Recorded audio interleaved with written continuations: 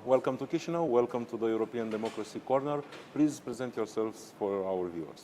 Thank you very much for the invitation. My name is Romain Le Quiniou. I'm French. You can hear it, you can see it. And I'm the managing director of EuroCreative, which is the first think tank in France interested in focusing specifically on Central and Eastern Europe and, of course, on enlargement.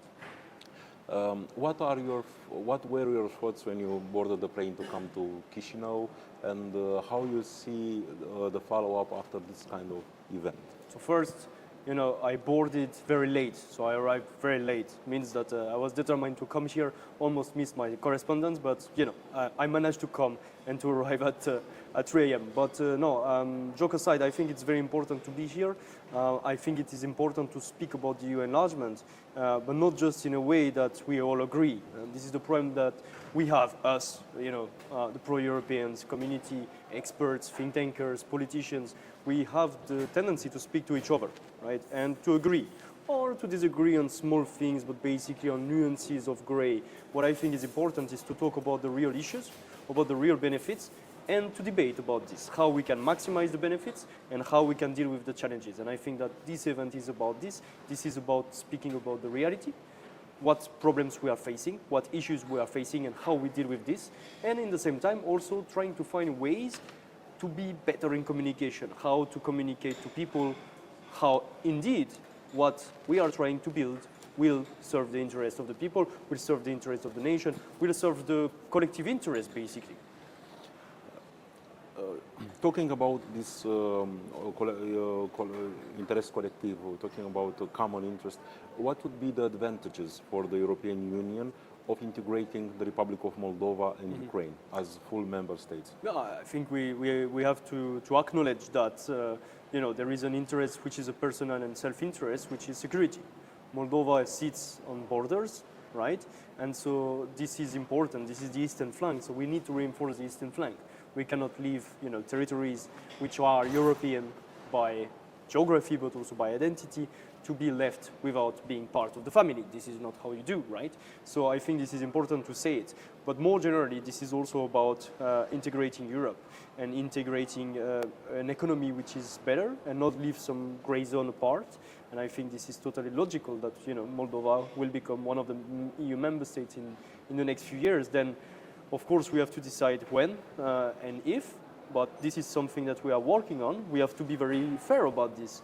There is a process ongoing, and we are not sure of the success. This is why it's very important to have discussions which are realistic and not just hopeful. This serves no interest to say Moldova will become the EU member state.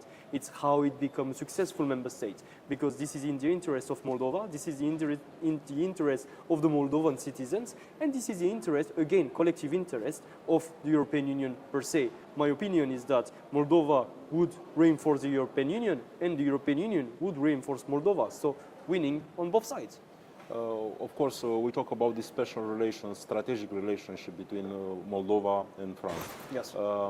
What should Moldova do to reassure its allies of its European path, and what are the expectations of France from these allies? We are not new allies in history, but new in geopolitical terms. Yes. How Moldova could demonstrate its European vocation? Maybe there are two questions. I think that France is part of those countries, member states, which are skeptical towards enlargement. Probably the country that is the most skeptical towards enlargement, because we are talking about political elites, which are traditionally against enlargement. We finished by accepting it, but we are against generally.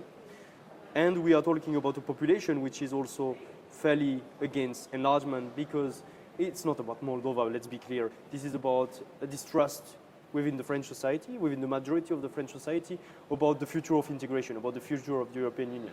Let's say that the French people have a few doubts at the moment and are uncertain about the future.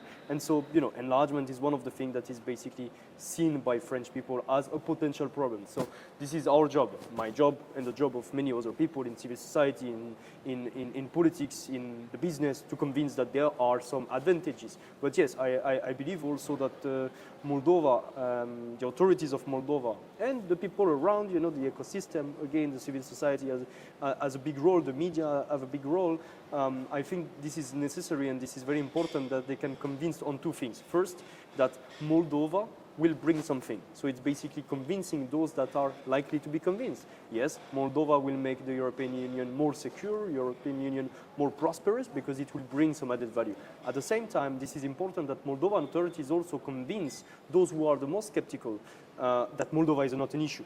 Moldova will not be an issue when it comes to criminality. Moldova will not be an issue when it comes to corruption. Moldova will not be an issue in the Council of Europe, in the European Council, sorry.